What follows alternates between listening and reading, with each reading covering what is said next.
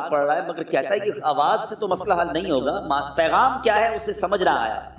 28واں دن گزر گیا، 29ویں رات آ گئی، مگر اب آنکھیں بند ہوئیں اور قسمت جاگ اٹھی۔ نبی پاک صاحب لولاک صلی اللہ تعالیٰ علیہ وسلم خواب میں تشریف لائے اور پیارے آقا صلی اللہ تعالیٰ علیہ وسلم نے فرمایا گھبراؤ نہیں، علی بن عیسیٰ وزیر کے پاس جاؤ، وہ تمہارا قرضہ ادا کر دے گا۔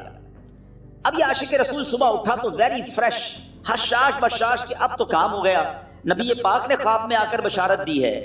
مگر پھر ذہن میں سوال آیا کہ علی بن عیسیٰ کے پاس جاؤں گا تو ثبوت کیا ہے، پروف کیا ہوگا؟ میں جا کر اس کو کہوں گا کہ میرا قرضہ دے دو تو ایسے تو قرضہ نہیں دے دینا، اور میں نے اس کو کہا کہ مجھے نبی پاک نے خواب میں کہا ہے، اور اس نے اگر مجھ سے کوئی نشانی مانگی تو میں نشانی کیا دوں گا؟ آخری دن تھا، 29واں دن تھا، وہ بھی درود پڑھتے پڑھتے گزر گیا۔ 30th نائٹ آ گئی، صبح وہ دن ہے جب عدالت میں جانا ہے۔ اب اس رات پھر نبی پاک علیہ الصلوۃ والسلام خواب میں تشریف لائے اور آقا علیہ الصلوۃ والسلام نے فرمایا کہ علی بن عیسیٰ وزیر کے پاس جاؤ، وہ تمہارا قرض ادا کر دے گا۔ کہ حضور چلا تو جاؤں گا، لیکن اگر وزیر نے مجھ سے کوئی نشانی طلب کی تو میں کیا جواب دوں گا؟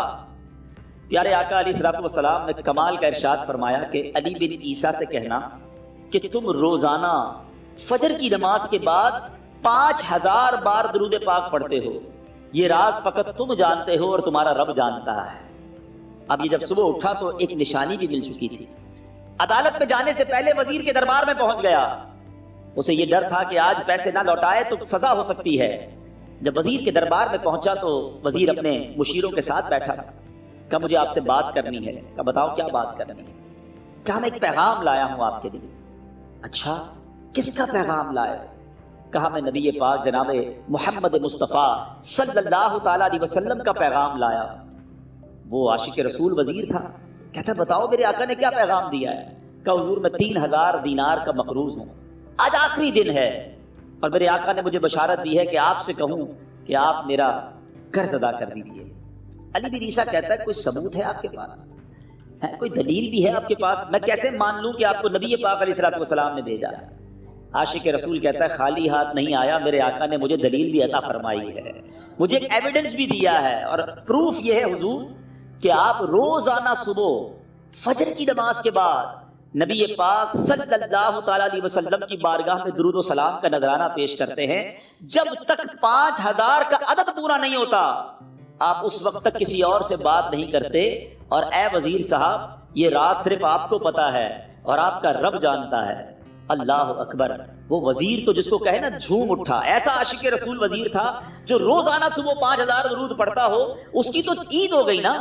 وہ کہتا ہے مرحبا یا رسول اللہ، میرے آقا نے میرے درود قبول کر لیے، اس سے بڑھ کر میرے لیے سعادت کیا ہوگی؟ اب یہ وزیر اپنی سیٹ سے اٹھتا ہے، اپنے کمرے میں جاتا ہے، تھوڑی دیر بعد واپس آ کر اس عاشق رسول کے ہاتھ میں 3000 دینار رکھ کر کہتا ہے حضور پہلے 3000 دینار تو نبی پاک کا حکم کی میں ادب سے بجا لاتا ہوں، میرے آقا نے جو حکم فرمایا یہ 3000 دینار آپ کو پیش کرتا ہوں، حضور ایک اور 3000 دینار لیجئے۔ میرے گھر آپ آئے، اتنی اچھی خبر سنائی، آپ نے قدم رنجا فرمایا، یہ 3000 اس کا نذرانہ ہے، اور ایسا کیجئے 3000 اور لیجئے، اس سے اپنے بچوں کے لیے کچھ چھوٹا موٹا کام شروع کیجئے، اور ایک وعدہ کر کے جائیے آج کے بعد زندگی میں آپ کو جب بھی کوئی کام پڑے میں آپ کا بھائی ہوں، مجھے یہ خدمت کا موقع دیجئے گا۔ اللہ اکبر! وہ مقروض جو ایک رات پہلے 3000 دینار کا مقروض تھا، ہو سکتا ہے اس کے بیک آف مائنڈ یہ بھی چل رہا ہو کہ اب شاید کل میں نے جیل میں جا کر عدالت میں جا کر گرفتاری دے کر جیل میں جانا ہے، مگر اب 9000 دینار ہاتھ میں ہیں۔ عاشق رسول جھومتا ہوا نبی پاک کی یاد میں گھومتا ہوا اب عدالت میں پہنچا۔ عدالت میں everybody expecting over there کہ آج اس نے آنا ہے اور آ کر کہنا یہی ہے کہ پیسے تو نہیں ہیں، گرفتار کر لو، مگر جا کر اس عاشق رسول نے 3000 دینار جج صاحب کے ہاتھ میں رکھ دیے۔ قاضی کہتا ہے پہلے تو یہ بتاؤ پیسے آئے کدھر سے؟ تم تو کہتے تھے غریب ہوں، تم تو کہتے تھے کاروبار نہیں ہے، ایک مہینے میں اتنی بڑی رقم کا انتظام کیسے ہو گیا؟ سبحان اللہ! اس عاشق رسول نے گویا زبان حال سے یہ کہا ہوگا کہ یہ تو کرم ہے ان کا، ورنہ مجھ میں تو ایسی بات نہیں، اتنا دیا سرکار نے مجھ کو، اتنی میری اوقات نہیں۔ اس نے وہ پورا واقعہ بھری عدالت میں سنا دیا۔ اللہ اکبر! میرے پیارے اسلامی بھائیوں ذرا سوچو پہلے زمانے میں کیسے کیسے عاشقان رسول ہوا کرتے تھے. وہ جج، وہ قاضی بھی کیسا سرکار علیہ الصلوۃ والسلام کا عاشق تھا. اپنی سیٹ سے اٹھتا ہے، بھرے دربار میں، بھری عدالت میں، وہ اپنے چیمبر میں، اپنے کمرے میں جاتا ہے، اور تھوڑی دیر بعد واپس آ کر اس کے ہاتھ میں بھی 3000 دینار ہیں، اور وہ 3000 دینار جو ہے وہ اس عاشق رسول کے